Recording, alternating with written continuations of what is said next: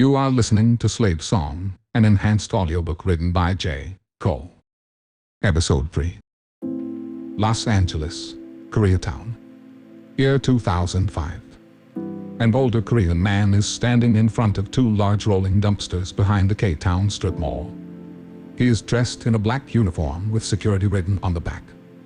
On his head is a trucker-style hat, with an emblem indicating his retired status as a South Korean Marine. He is also holstering a 6-inch .357 Colt Python revolver in a cowboy-style holster.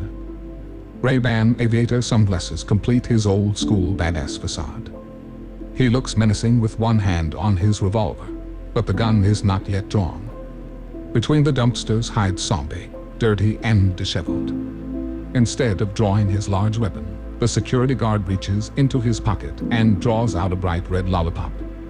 Zombie hesitates, but eventually takes it. The security guard takes another one out, unwraps it, and pops it in his own mouth as if to demonstrate how to enjoy it. Zombie does the same. 1 hour later, Zombie is ravenously eating kimchi fried rice out of a white styrofoam container. In between bites, he glances up nervously to the security guard, Mr. Park, who is watching him closely. He is holding another to-go box and offers it to Zombie. Mr. Park gives Zombie a friendly warning. Slowly, his food is not running away. Zombie opens the box, finding grilled beef, marinated to perfection. He reaches in with his hands but stops when Mr. Park clears his throat. You're not an animal. Use a chopstick. His words break Zombie out of his food frenzy. He nods in understanding, then wipes his hands clean on his dirty shirt. Zombie grabs the wooden chopsticks. Mr. Park is pleased. It gave him satisfaction to see this young man eat. He could see a handsome teenage boy underneath all the grime and filth.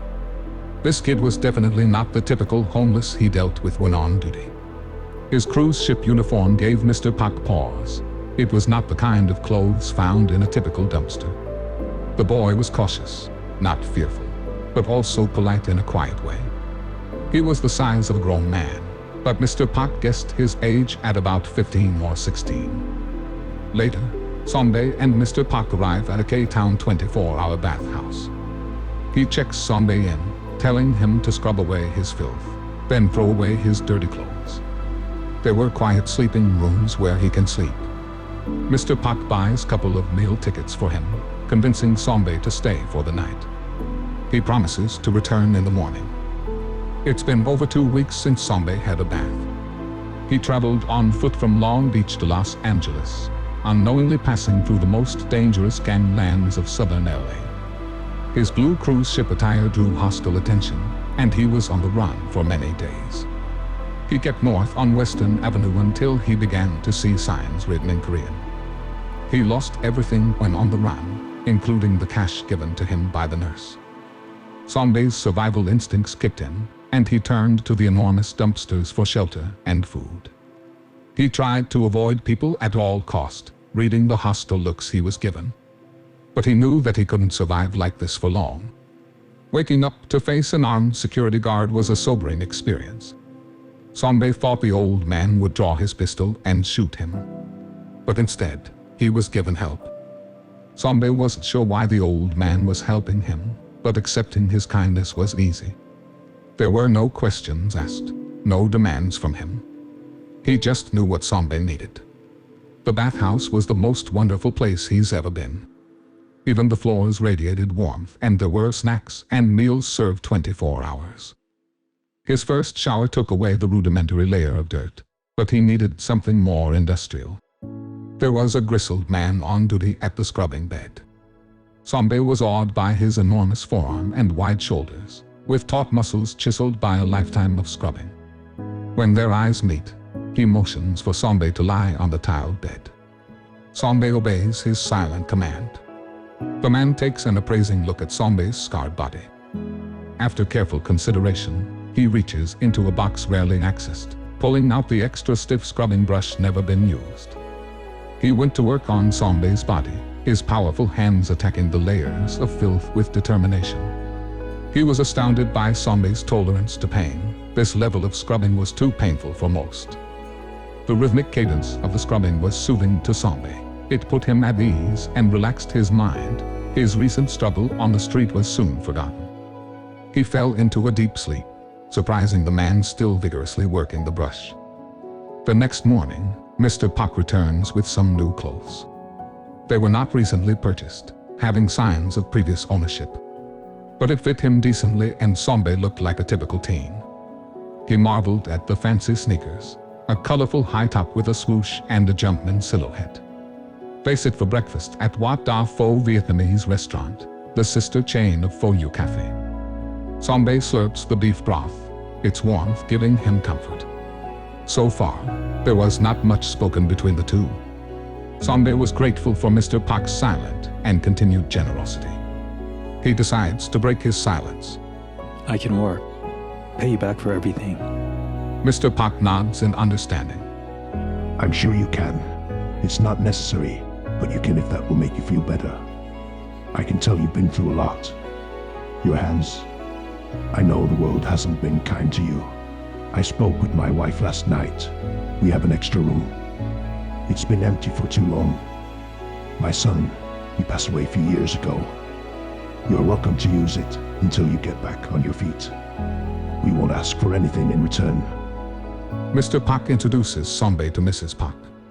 She is a kind-hearted, devout Christian woman. Portraits of Jesus hang everywhere inside this modest house. There is a makeshift shrine with a photo of their dead son, a handsome young man, wearing the uniform of an LAPD officer. Inside his undisturbed bedroom, clothes still hang from the closet. Study manuals for LAPD training line the bookshelves, along with a modest collection of Marvel comic books. A poster of Michael Jordan hangs on the wall, high above the rim, wearing the same fancy high-top sneakers. After settling in, he is called out for dinner. An impressive array of banchan fill the cozy table. Mr. and Mrs. Pak reach their hands out to Sombe. He takes them hesitantly as Mrs. Pak leads a prayer. Lord, we thank you for the bounty. We thank you for keeping us safe, and we thank you for another day to serve you. We thank you for bringing Sombe to us, for he was in need and we are blessed to shelter him. Please bring him peace so he can sleep soundly tonight and keep him from demons that may haunt him. She continues, and tears flow from Sombe's eyes. He thinks back to his long journey here, the many lives lost on the way. All the hard days seem so distant now, but the faces of those he lost are still vivid. Since Sombe is technically an undocumented immigrant, his career options would have been bleak. But this is Los Angeles, K-Town, where cash-paying gigs are plenty. Sombe works the restaurant supply delivery route in the early hours. He carries 50-pound bags of rice up and down stairs, huge stacks of napa cabbage, and 5-gallon jugs of cooking oil, 7 days a week, 4 a.m. to noon. He takes his lunch break every day with Mr. Pak at the strip mall. They play Korean chess and catch up on life.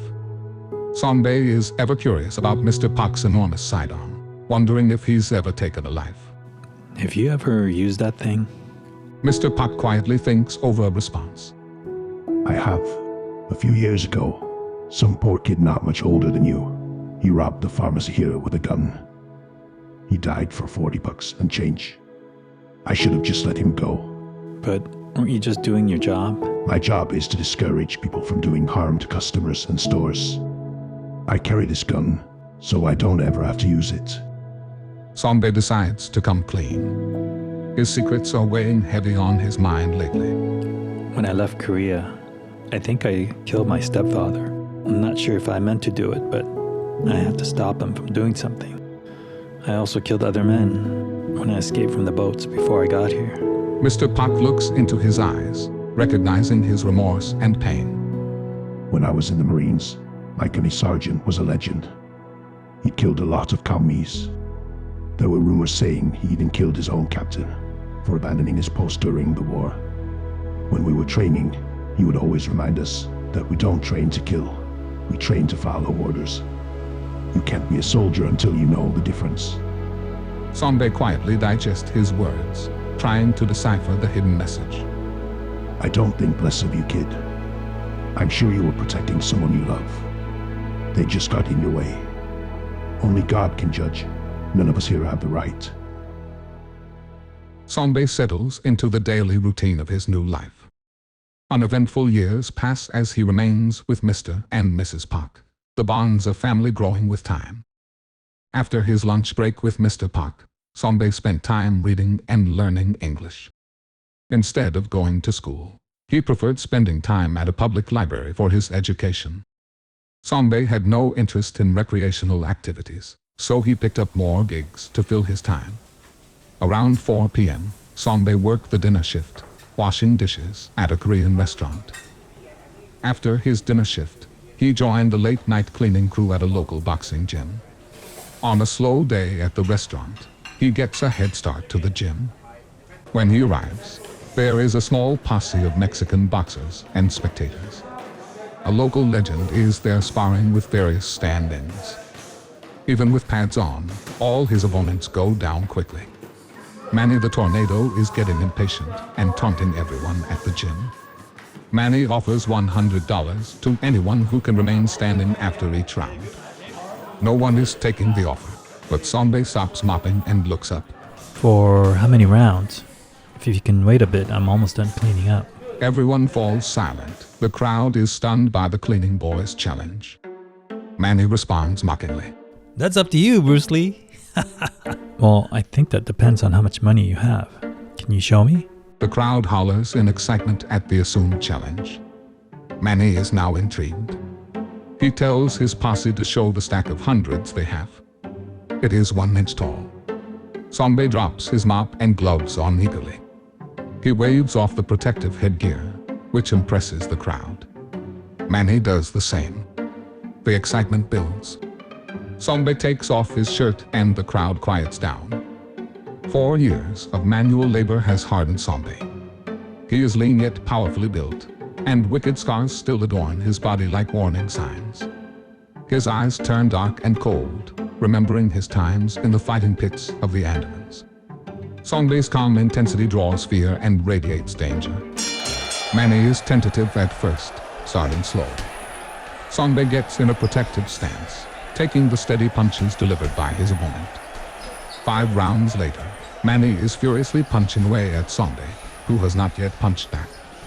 Manny is starting to fatigue, throwing punches like a wild man. Songbei stays calm, unfazed, without emotion. The round is over, and they go back to their corners. $1,000. $1,000 if you can knock me out. The crowd erupts, high-fiving and cheering. Songbei has clearly earned their respect. Mexican boxing fans are known to love fighters that can withstand a hard beating, and Songbei was putting on a clinic and taking punches. The crowd has grown significantly since the first round. The gym is full of rowdy spectators, taking and placing bets on the outcome. The crowd swells in excitement and side bets are frantically placed. They start the round. Manny knows he needs to knock Songbei out quickly or he'll be too exhausted to continue. He opens with a big right hook. Songbei ducks under the punch, spins, bringing his backside fist around with momentum to land square on Manny's head. A Muay Thai spin punch. Manny staggers back, disoriented and confused by the unexpected move. The crowd gasps. The speed and violence of this punch delivered by Songbei shocked everyone. Manny sees double, but in desperation, tries to land a fury of punches. But the damage is done, his punches lacking power. Songbei absorbs Manny's weak strikes, debating whether to finish the round with a knockout. $1,000 was a lot of money, but he's already earned $600, more money than he's ever earned with such little effort. He sees Manny sway, his eyes glossed over. Songbei lunges in, locking him up before he falls over. There was no need to make an enemy by humiliating him. Songbei holds Manny up until the bell signals the end of round. Koreatown is a symbiotic economy run by Korean store owners and Mexican laborers. Rumors spread quickly in this tight community, and Songbei's performance is the hottest urban legend in the following weeks. Some come up to him with praises and high fives. Locals nickname him Fight Song, and many give him cash for seemingly no reason. On his delivery routes, Mexican cooks give him free food, which he shares with Mr. Pak. With extra cash on hand, Sombe decides to buy Mrs. Pak the fanciest rice cooker available. He also buys the most expensive Red Wing work boots for Mr. Pak. Manny eventually catches up to Sombe, but instead of showing anger, he offers Sombe money to be his sparring partner from now on. Sombe is happy for this side hustle and they become good friends. The Mexican community is the backbone of LA's service industry and Sombe becomes a known and respected figure in that circle. This is the end of episode 3, part 1. Please subscribe and like to be notified of next episode upload. Thank you for listening to Slave Song by Jay Koh.